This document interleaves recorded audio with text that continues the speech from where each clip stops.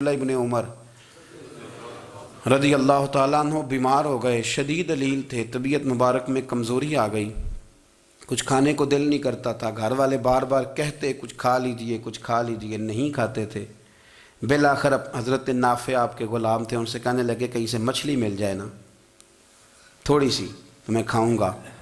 تو کہتے ہیں میں سارے مدینے میں ڈھونڈتا رہا، مچھلی نہ ملی، اگلے دن بھی ڈھونڈی تو نہ ملی، تیسرے دن بھی ڈھونڈی تو نہ ملی، تو فرمانے لگے یار بس چھوٹی سی خواہش ہے، کوئی فرض نہیں ملتی تو رہنے دے۔ کہتے ہیں چوتھے دن مچھلی مل گئی، میں 1.5 دینار کی مچھلی لایا، لا کے حضرت عبداللہ ابن عمر رضی اللہ تعالیٰ عنہ کے سامنے جو مچھلی رکھی تو آپ نے لقمہ روٹی کا توڑا تھا، مچھلی کو لگانے لگے کہ دروازے پہ فقیر نے آ کے آواز دی کچھ کھانے کو دو۔ تو حضرت عبداللہ ابن عمر نے روک لیا اور ہنسے۔ کئی دفعہ دے ہم بھی دیتے ہیں پر ہمارا چہرہ دیکھنے والا ہوتا ہے، اتنے ہم غصے میں ہوتے ہیں، دے دیتے ہیں، لیکن جو سلوٹیں ہوتی ہیں نا چہرے والی وہ گنی نہیں جاتی۔ ہنسے، فرمایا دیکھو میرا اللہ کتنا کریم ہے، وہ مجھے بچانا چاہتا ہے، اٹھا بار دیا جا کے۔ تو خادم اب حکم کا پابند تھا، وہ لیت اللہ تو کر نہیں سکتا تھا، وہ گیا اور جا کے دے آیا۔ فقیر جب سارے محلے سے آٹا اکٹھا کر لیتے ہیں تو پھر ایک جگہ جا کے بیچتے بھی ہیں۔ دے آیا، وہ 2 گلیاں آگے گزرا تو میں پیچھے دوڑا گیا، میں نے کہا سچ بتا کھانی ہے کہ بیچنی ہے؟ وہ کہنے لگا جو بھی سبب لگ جائے کر جاؤں گا، آپ نے دے جو دی ہے۔ تو کہتے ہیں میں نے اسے کہا کہ یہ 1.5 دینار کی میں نے خریدی تھی، اگر تو 2 دینار کی مجھے بیچ دے تو آج کل مچھلی مدینے میں مل نہیں رہی، تو میں اپنے آقا کو دے دوں گا، وہ یہی کھائیں گے، بیمار ہیں۔ تو کہنے لگا جی بسم اللہ، مجھے کیا اعتراض ہے، 2 دینار مل رہے ہیں، 1.5 کی مچھلی، اور 1.5 کی بھی کسی نے نہیں خریدنی تھی، اب تو پک گئی۔ فرماتے میں نے 2 دینار اس کو تھمائے، وہ مچھلی اس سے خریدی اور خرید کر کے میں لا کے حضرت عبداللہ ابن عمر کے سامنے دوبارہ رکھی۔ تو فرمایا یہ کیسے آ گئی؟ میں نے کہا حضور 1.5 کی خریدی تھی اور پھر فقیر کو دے دی، اب اسی سے میں 2 دینار کی خرید کے لایا ہوں، آپ قبول فرمائیں۔ تو فرمانے لگے تم نے اچھا نہیں کیا، اب اس طرح کرو 2 دینار بھی اسے دے اور مچھلی بھی واپس دے آؤ۔ عرض کی حضور کیوں؟ فرمایا تم نے قرآن نہیں پڑھا؟ حضور پڑھا ہے، فرمایا رب فرماتا ہے لن تنالوا البر حتی تنفقوا مما تحبون، تم بھلائی کو اس وقت پہنچو گے جب اپنی پیاری چیز راہ خدا میں خرچ کرو گے۔ امام غزالی نے لکھا ہے، فرمانے لگے دیا، تو وہ حضرت نافع کہتے ہیں میں دینے گیا، دے کے واپس آیا تو کچھ پریشان تھا کیونکہ مجھے بھی 4 دن ہو گئے تھے نا تلاش کرتے، تھوڑی طبیعت میں مایوسی تھی کہ اتنی محنت سے میں نے لایا اور آپ نے واپس کر دی۔ تو حضرت عبداللہ ابن عمر نے مجھے قریب بٹھایا، پھر مجھے تھپکی دی، فرمانے لگے پتر میں نے ویسے بھی کبھی جھوٹ نہیں بولا اور آج کل تو میں ویسے ہی بیمار ہوں، ٹائم ہی نہیں، وقت ہی نہیں، موقع ہی نہیں جھوٹ بولنے کا، میں تجھے سچ بتاؤں مجھے مچھلی کھا کے اتنا سکون نہیں ہونا تھا جتنی اللہ کے راستے میں خیرات کھا کے مجھے سکون ہوا۔ تو تجھے تو میری راحت سے غرض ہے نا کہ مجھے راحت کیسے ہوتی ہے، تو مجھے سکون ملا ہے راہ خدا میں دے، میں نفسانی خواہش پوری کر لیتا تو یہ میرا نفس کل پھر مجھ سے مچھلی مانگتا، پرسوں کہتا نہیں چھوٹے گوشت کی یخنی بھی چاہیے۔ ہم لوگ الجھ گئے ہیں، بہت بڑے قیدی ہیں اپنے آپ کے، بڑے قیدی ہیں، سارا دن اپنی خواہشات کی تکمیل میں بھاگے رہتے ہیں، بڑے بڑے سونے نوجوان، میں ان پہ تنقید نہیں کرتا، مجھے ان پہ ترس آتا ہے، جب میں رات کے اندھیروں میں انہیں ٹیلی فون لے کے چوکوں میں کھڑے دیکھتا ہوں تو مجھے رحم آتا ہے، میں کہتا ہوں دیکھو نفس کی خواہش کے پیچھے یہ کیا مثلاً آخر کیا ہے اس میں، ایک عورت کے پیچھے تباہ کر لیا اپنے آپ کو، یعنی زیادہ سے یہ کوئی مقصود ہے، یہ کوئی مقصد حیات ہے جس کو مقصد بنا لیا ہے؟ میرے عزیز بات کو سمجھ لیں، اتنا خوبصورت آدمی ہے اور اتنا اس کا اونچا قد کاٹ ہے، اور کیا کس کے پیچھے یہ بھاگا ہوا ہے؟ بڑا سمجھدار، دانشور، عقل مند آدمی، ذی روح بندہ، لیکن اس کا سٹیٹس آپ یہ ملاحظہ کریں کہ وہ 20-40 ہزار کی خاطر جھوٹ بولتا ہے، دھوکہ دیتا ہے، فریب اور فراڈ کرتا ہے۔ ہم اپنی نفسانی خواہشات کے پیچھے اس طرح بھاگتے ہیں کہ ہم اصل سے رہ جاتے ہیں۔ میری باتوں کی سمجھ آ رہی ہے آپ حضرات؟ تھوڑا تھوڑا کر کے ایک ایک کر کے ان کی باتیں کم مانیں۔ وہ ضروری تو نہیں نا کہ سویرے ناشتہ بازار سے اپنی مرضی کا تگڑا کیا ہے، بازار سے لا کے پوڑیاں چنے بہترین کھائے، اور پوڑیاں چنے ابھی کھائے نہیں، شاپر میں ڈالے ہوئے ہیں، اور وہ لے کے ابھی آ رہا ہے تو ساتھ ہی رستے سے گوشت بھی چھوٹا اچھا لگا تو 2 کلو وہ بھی لے آئے کہ پوڑیاں چنے کھاؤں گا اور دوپہر کے لیے گوشت پکاؤں گا۔ وہ پہلے یہ تو کھا لے صاحب، اس سے تو نجات پا لے۔ یہ پتہ نہیں ہضم ہوتا ہے کہ کچھ اور کرتا ہے تیرے ساتھ، لیکن وہ گوشت بھی ساتھ لے آیا۔ یعنی ٹیبل پہ، ناشتے کے ٹیبل پر بیٹھ کے فیصلہ ہو رہا ہوتا ہے کہ ہم نے کیا کھانا ہے، ہم نے کدھر جانا ہے۔ سنگیو یاد رکھو، باتوں کو سمجھو اور غور کرو۔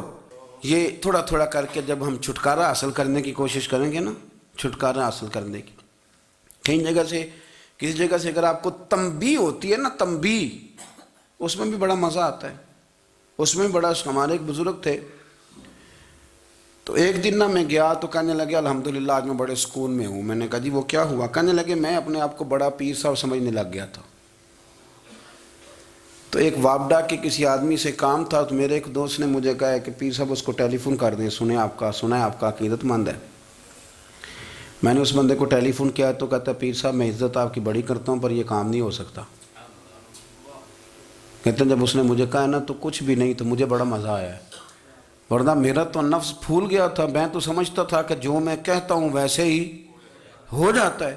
کہتے اس نے تھوڑا سا نا مجھے لیول میں کیا ہے، مجھے مزہ آیا۔ یہ لوگ نا اپنے اوپر بوجھ ڈالتے تھے، یہ تھوڑا تھوڑا پیچھے ہٹتے تھے، یہ سمجھتے تھے کہ اس طرح تو ہماری تکمیل رہ جائے گی۔ صبح سے شام تک اگر اسی نفس کی باتیں مانتے جائیں گے تو خرابی کرے گا۔ دولت کا نشہ ہے بھائی، دولت کٹھی کرنے والا کسی جگہ سیر نہیں ہوتا، حسن کا نشہ ہے، حسن کا نشہ ہے۔ حضرت ابو بکر شبلی رحمۃ اللہ علیہ فرمایا کرتے تھے جو تیری بیٹی کو خوبصورت سمجھ کے اس کے ساتھ نکاح کرنا چاہے اسے بیٹی نہ دینا۔ حضرت جی کیوں؟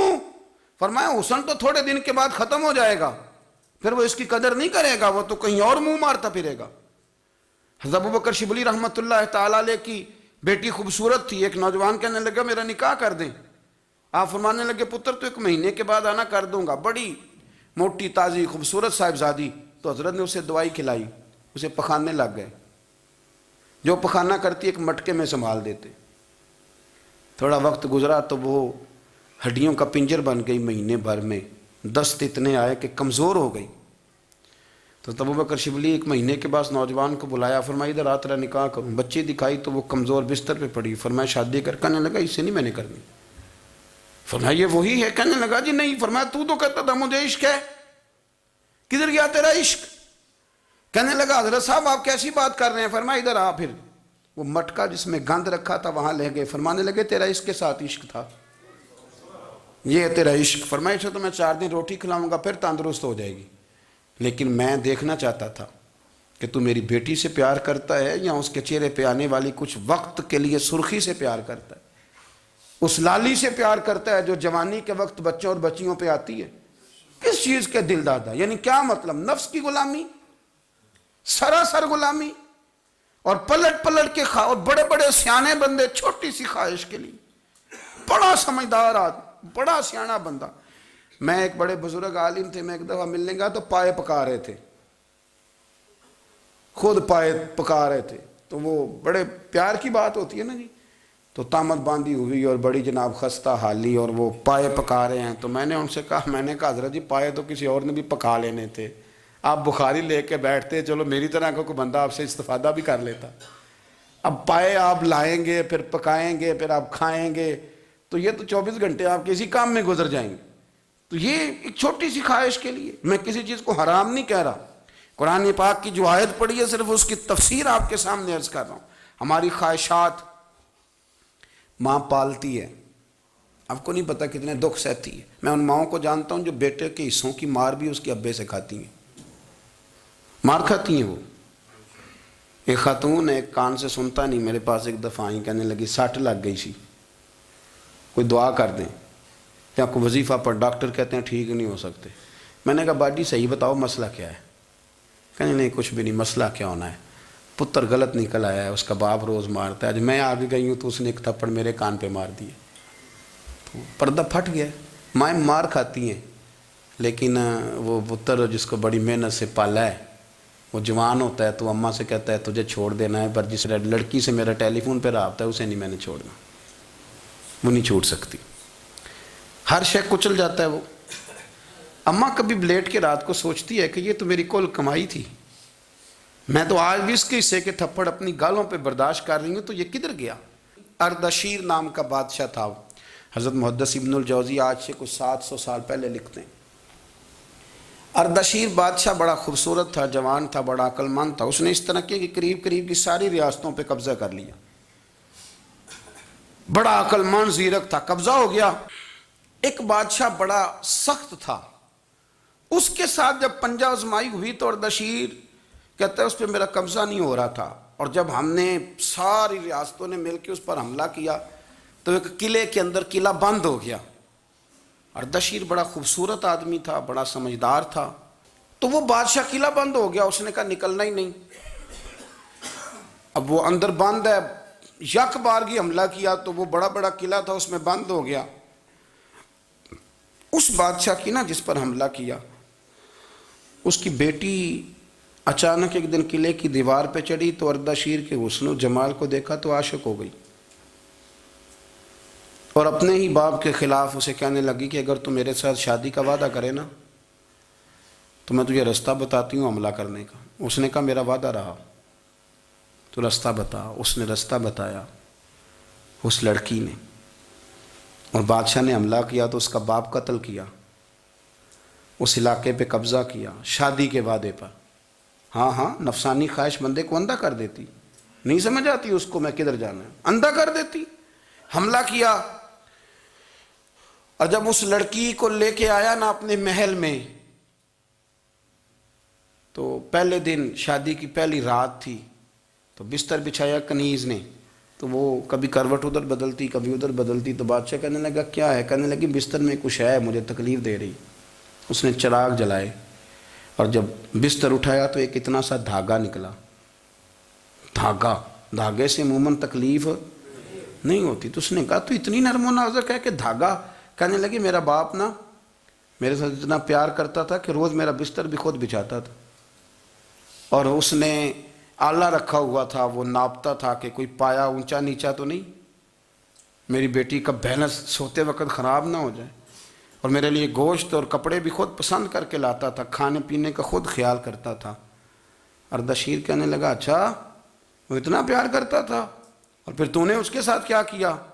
کہنے لگا بلاؤ کنیزوں کو بلایا، فرمایا اس کو اٹھاؤ اور جلاد کے پاس لے جاؤ، اسے کہو کہ اس کے بال ایک گھوڑے کے ساتھ باندھے، پیر دوسرے گھوڑے کے ساتھ باندھے، اور ایک گھوڑا ادھر بھگا دے، کدھر بھگا دے۔ یہ جس کے باپ نے اتنا پیار کیا، یہ نفس کی اتنی غلام ہے کہ اس کی وفادار نہیں رہی تو میری وفادار کیسے بنے گی؟ اس نے اتنے نازوں سے پالا کہ دھاگا اسے برداشت نہیں۔ او یارو یاد رکھو، اگر نفس کی غلامی کرو اور بڑے بڑے وفاداروں کو چھوڑ کے غلامی کرو تو پھر کہو وفادار مل جائیں، کوئی بول اب لڑا نہ بول بیٹھی ہوں دے خصم ناراض بڑ بولیاں دے، کہاں سر کھائے تے بل ٹھنڈ پائے، بڑے فرق نہیں سجنا بولیاں دے، جڑیاں خصماں دی وچ رضا وسن، پاگ جاگ جاندے انہاں گولیاں دے، آپ ادلیاں نو سردار پین تکے تے شرما والیاں نو چوٹے ڈولیاں دے۔ اپنے نفس کے پیچھے چلو گے تو یہ تباہی ہے۔ جب ہم نے کسی سے وفا نہیں کی تو یہ کیا امید ہوئی کہ دنیا ہم سے وفا کرے گی؟ اللہ رسول کی مرضی کے مطابق اصول پسند زندگی بنائیں، ایک ایک کر کے اپنی خواہشات سے پیچھے ہٹیں، تھوڑے پہ گزارا کرنا سیکھیں، اپنے نفس کو سمجھائیں۔ ضروری نہیں کہ روٹی ہر وقت مزے کے لیے کھائی جائے، کبھی کمر سیدھی کرنے کے لیے خشک روٹی بھی کھا کے دیکھو۔